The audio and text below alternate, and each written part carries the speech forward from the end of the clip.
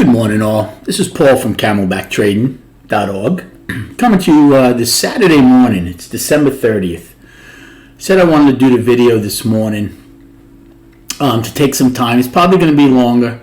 There's no structure to it, so I might jump from different places, but hopefully it helps everybody that listens to it. I'd like to start first and foremost by wishing everybody a very healthy, happy, prosperous new year. Right? Without your health, everything else is meaningless. So that's why I put the healthy part first. So I truly mean that to everybody out there. I'm going to go over some stats from 2023. Also going to just show you the profile for the last 5 days, what I see, which leading into the new year. And then we're going to take the majority of the time breaking down all the charts and what I've seen, what I think we can see going forward, and things of that nature. I want to start, though, on a personal note. I'm going to take a couple of minutes. I'm fortunate. I have almost 2,000 viewers on YouTube. Okay, that's not a lot, but, that's not bad. The disappointing part is I only get maybe, if I'm lucky, 100 views. That's 5%. We talk about trying to educate people. Trading is not a game, but that number there just tells me right off the bat that people still just want things handed to them. These videos aren't long. I try to show you. It has nothing to do with my trading. It's all about trying to show you what the market did that day, or it was going to attempt to do. And when only 5% of people who subscribe to you even watch it, that kind of tells you, it kind of lines up with why 90 to 95% of traders fail. Because they don't care to be educated. Anybody can place a trade.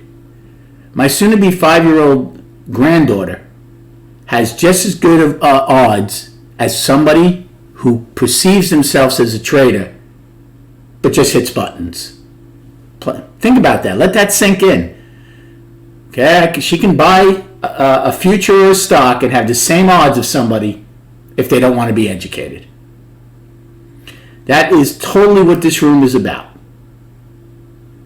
People say to me constantly, why is this room, I'm underselling myself, and that even hurts people signing up. And you know what? They're probably right. But I've said this many times before. I was very fortunate on my years on Wall Street to be mentored by people. And I had a career I wouldn't give back at all. So I enjoy giving back. Of course I want to be paid for my time. But I also want to make it very, very affordable for people who are trying to learn. And that's why, I've offered this $225 for the year, with 10% going to a great cause of St. Jude's. I've had minimal interest in it. To put things in context, for that $225, my market profile costs me more than double that every month. I'm live streaming that for free. So your yearly subscription doesn't even pay half of what my profile costs on a monthly basis. So that's an incredible bonus that I don't think anybody offers you. More than that, I'm on the mic the entire day from 9:15 to 4. I would think there's not many, if any at all, that do that. Number 3, this is an educating, an informational room. I'm not telling you to just hit keys. You have to have your own game plan. But we're trying to get you to where you want to use your game plan based on what the market is showing us on an intraday basis every day. So again, if you're trading for a living, you better take it seriously. This is your business. And even if you're only trading part-time because you work, have a full-time job or have a business, well, still learning the right way is going to put a lot of money into your pocket even if you make a little each and every day. Okay? So again, please keep that all in mind. Do yourselves a favor. If you look, this is a profile room for the most part. If you want to learn the profile, even if you are a profile trader, to get different perspectives, especially I pride myself on digging deep into the intraday profile more than any other trader I've seen. So give yourself a New Year's gift and come and join us. All right. Now, let's talk about a couple of things. 2023 was an excellent year for the market. Okay? The Dow closed up over 4,500 points. The S&P closed up 129 points. NASDAQ was good. Oil was down $9 for the year. Gold was up $240. SPY ended up $93 for the year. Now, there's a couple of conflicting numbers I'm going to give next. I don't think 2023 was a very volatile year. And the reason I say that is because out of 250 trading days, we only had 5 days of a range of over $10. Out of 250 trading days, we only had 7 days that I would consider good volume, which is 140 million or more. So those numbers tell me there the volatility wasn't there. But then we had 105 gaps in the S&P this year, on the ES. That's 42% of the time. Now, a lot of those gaps are very small. 25% of upside gaps held, 24.4% of downside gaps held. We attempted to trend up 137 days this year, 47 held, or 34.3% of the time.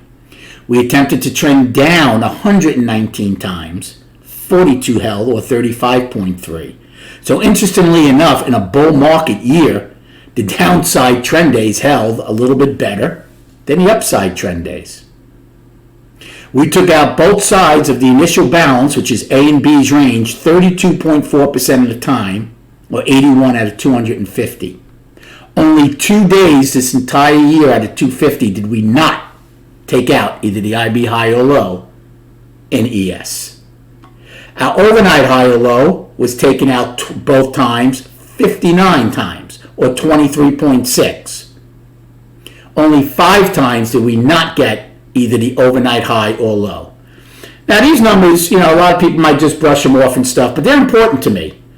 And a lot of times,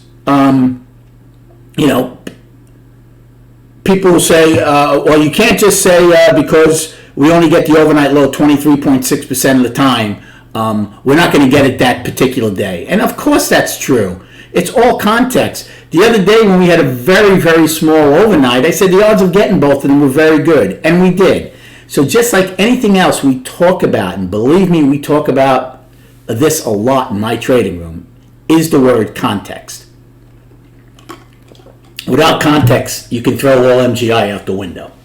Okay? So, let's go. I'm going to just look at the profile for a little while, and then we're going to get to the charts. So, here is the ES. I know it's going to be smaller, but you can get the picture. So, here are our last 5 days of trading, right? Friday, Thursday, Wednesday, Tuesday, and the Friday before Christmas, right? We were closed Christmas Day on Monday. The market in the ES now made new highs 3 straight days. Didn't get a lot of distance, but made 3 new highs. More importantly, we have a 20 wide overnight POC that we missed by 2 ticks yesterday. We have Thursday's all-time regular trading hour high as poor high from Thursday night, and the all-time overnight high is poor. This is not going to hold. Okay? Now, that doesn't mean we're getting it Tuesday, doesn't mean we're getting it next week, But the odds of that holding for very, very long, I don't think are good. Okay? It also gives us a very nice target to look for. I would consider the ES a 5-day balance. Basically encompassing last Friday to this yesterday. However, now this is the important part. Friday's low is a weekly low. We are one time framing up 9 weeks in the ES. So if we take out Friday's low, we might still technically be in balance on the daily, although some people might call it down. And I have no problem with that. No problem with that at all. But I would like to see acceptance if we take out our weekly low below this Friday low and put all 5 days on the water, and then something might start changing. First and foremost, the weekly comes back into balance finally, and then the daily would be down. So that's, in a bear scenario, what they would want to see. Take out the weekly low and the previous Friday low. In the bull case, Friday's high is not our balance high. It's Thursday and then the overnight high. So in the bull case, you need to take back the trend day. Don't forget, we did have a trend day down that held on Friday. Okay? So first things first for the bulls. They need acceptance into the upper distribution. Once you get that, you're looking to take out Friday's high. If you do that, these 3 poor highs, I think, should fall rather easily. Now, what becomes of that? That's a totally different story. We don't know that. Don't forget, when we hit our all-time high in January 4th of 2022, that was it. Market rolled over from there. Pretty hard, right? So we don't know what's going to happen. The other thing I need for you to keep in mind, SPY has not hit its all-time high yet. Okay? SPY closed around 475 and change. SPY's all-time high is 479.98. Their high for the year is 477.55, and their overnight high is also a yearly high.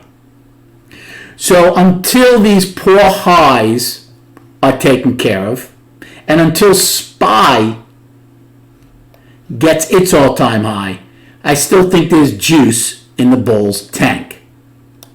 Okay, now let's go to triple Qs. Pretty much the same thing as I just showed you in ES.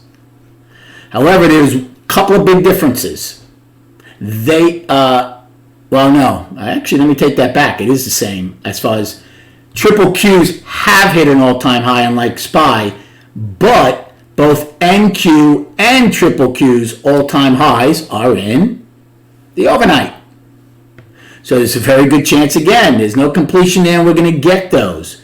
Friday's low is also the weekly low. Now, they haven't been one-time framing up as much as we have. We'll look when we go over the charts on that. But it would still be putting the weekly back to balance for them. And then I would use the previous Friday low as my balance low on the daily. Okay? And then finally is our little Russell. IWM is down for me right now. And the reason for that is they came into balance on Thursday, and Friday took it out down. Now, a lot of people might say, well, we can use the previous Friday low as your balance, and you certainly can. Again, this is all subjective. Nobody's right, nobody's wrong. If you want to call all these 5-day balances, no problem. If you want to call them just 4-day balances, or you want to call the daily down, well, you can't call the daily down as far as I'm concerned in ES because it just stopped the one-time framing. But again, everybody's going to look at the market a little differently. We're getting to the same result for the most part, but we tweak it a little differently when we look at what we consider where balance starts. Okay? They also have their gap still below them in the righty. Now, we all ended up, by the way, with trend days on Friday. 2 sets in righty, 1 in ES, 1 in NQ.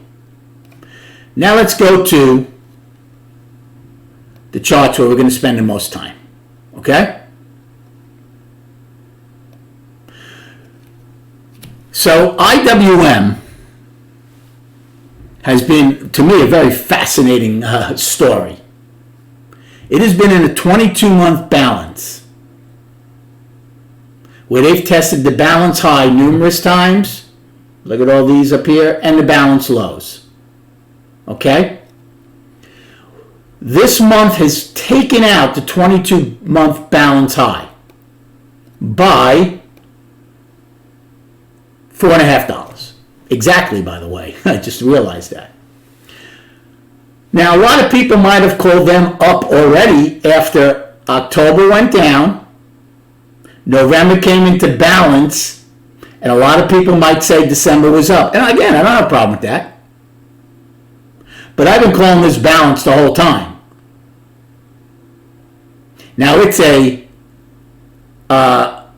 almost a $40 balance. So I was extending it by $4, which is 10%. Good enough? Well, how's this for an answer? For me, anyway.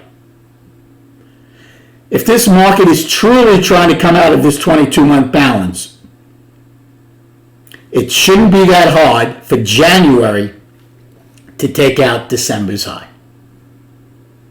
If we take out December's high, for the first time in 22 months, I will absolutely call the IWM up on the monthly. Okay? However, if we start getting sucked back in January into this whole thing, guess what? To me, all it did was slightly stretch a 22-month balance, and guess where your next destination would be? Remember what I told you about swing traders. This high here is 201.99, so 202. So I guarantee you a lot of swing traders who play big shorted around the 200 level. They might be using 210 as their out. Now you might say, who in the world is going to take a $10 risk play? Well, if you're looking for a $40 return, you're going to. So if their out is this monthly high of April 1st of 2022, okay, or even this monthly high of March, if there'd be room to risk $10 to $12 to get 40 back down to here. So that's why, as of right now, the big swing traders are probably still in IWM. When will they start worrying? Well, not only getting above, I would say, 210 level worry them.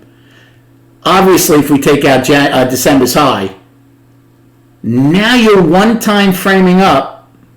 Ready for this? This is so important. I talk about this all the time in my trading room. People talk about, hey, we're one-time framing up. Yes, but if you're one-time framing up inside the day's range with lower value and you got the IB low and the overnight low, is it as powerful as one-time framing up above all of that? Of course not. Well, the same here. If January takes out December's high, in first time in 22 months, we're one-time framing up above the balance high. That would be the first step to getting swing shorts nervous. And then they'd probably be at, like I said, above the 210 level. I hope, look, I might be showing you IWM, but this goes for anything we look at. Okay? Balance rules are your most important rules. Far more important than gap rules.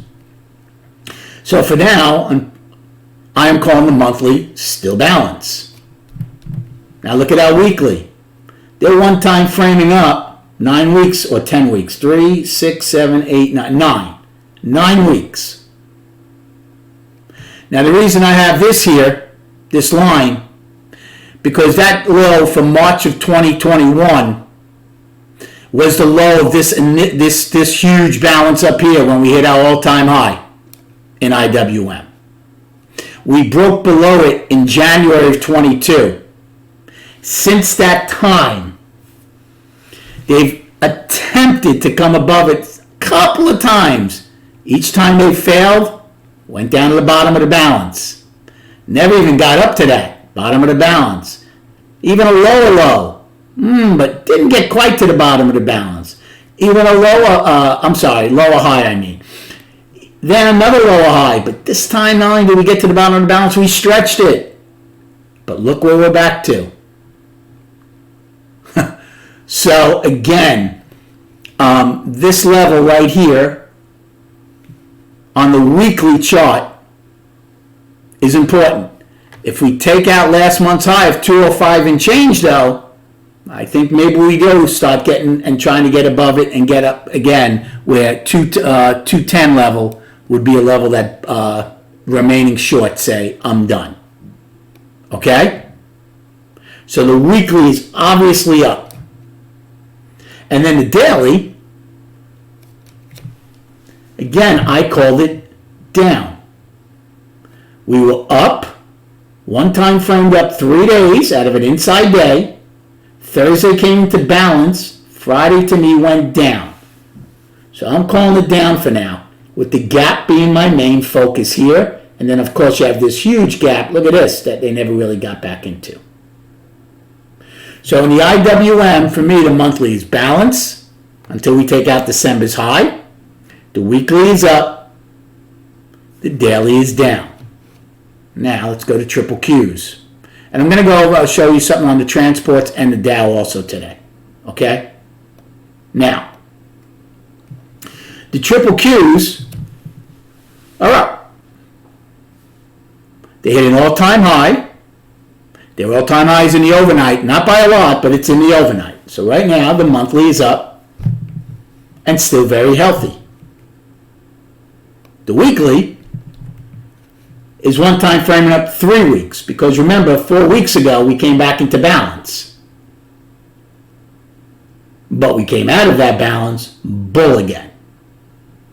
So again, nothing changes in the big pictures until you take out a weekly low. Coming into balance on the daily is one thing, right? Coming into balance and then coming out of balance on a bigger time frame is quite another. So far the bulls have not had to worry about that. So the monthly is up, the weekly is up, and the daily is balance because we just stopped the one time framing up of 4 days. So in the triple Qs and NQ, we have up on the monthly, up on the weekly, balance on the daily, and again, the all-time highs for both triple Q and NQ are in the overnight. Now, here's SPY and ES. Like we said earlier, SPY has not gotten its all-time high. SPY was an inside year. What does that mean? Means the high of the year and the low of the year stayed inside of 2022. Well, if we talk about inside months, weeks, days, and even time frames being important, how important do you believe an inside year is? I think very important. The thing with an inside year, though, is it's exactly that, an inside year. So we don't know for a long time if we try to break out of it, if it's a false breakout or not.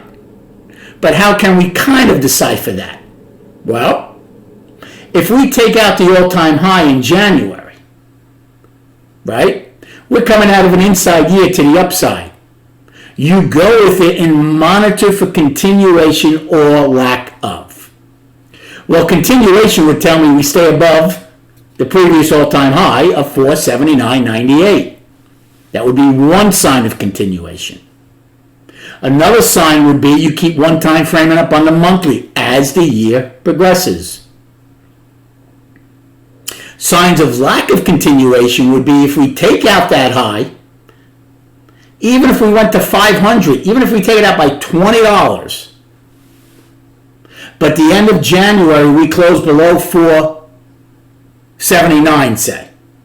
Now the monthly would still be up, but the jury would be out on, is the inside month up going to continue? Well, then you'd have to look to February. If February comes back up above that 479.98 level and takes out January's high, it's still continuing. However, if we were to take out January's low, whatever that might be at that point, Now you have to start considering a couple of things. You're back to balance on the monthly because you took out a monthly low.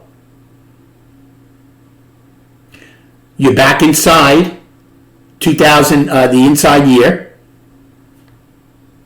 So things could start changing. But do you see how important these things are? So for now, the monthly is definitely up in ES and SPY, but it is an inside year for SPY. Okay. Weekly. One time framing up, 9 weeks.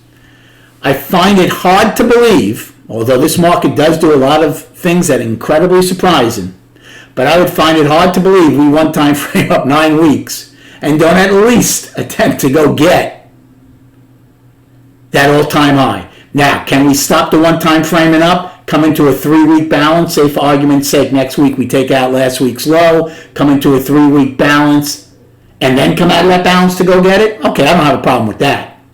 But if we come into balance next week without getting it, and then come out of that balance down to the downside, that would really be interesting for me. So right now the monthly is up, inside year. The weekly is one-time framing up for 9 weeks. And our daily is balance.